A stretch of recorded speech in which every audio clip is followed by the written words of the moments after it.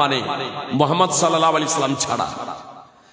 ইহুদিরা ঈসা আলাইহিস সালাম এবং মুহাম্মদ সাল্লাল্লাহু আলাইহি সাল্লাম ছাড়া পৃথিবীতে যত নবী রাসূল এসেছিল সবাইকে মানে।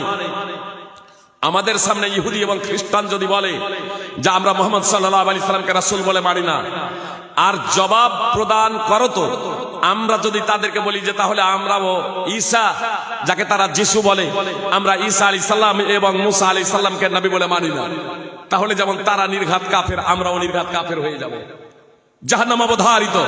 সূরা নিসা 4 নম্বর সূরার 150 এবং 151 নম্বর আয়াত। সুপ্রিয় ভাই এবং বোন, আমি আত্মসমর্পণকারী, আপনি আত্মসমর্পণকারী তো এজন্যই যে পৃথিবীতে যত নবী রাসূল এসেছেন সকলের উপরে আমরা ঈমান আনয়ন করেছি, সকল নবী রাসূলকে আমরা দায়িত্বহীনভাবে মেনে নিয়েছি। সুপ্রিয় ভাই এবং বোন, অতএব আপনাকেও মেনে নিতে হবে। তাহলে আমরা যা ওগুলোকে বেদাত বলার কারণ হলো যে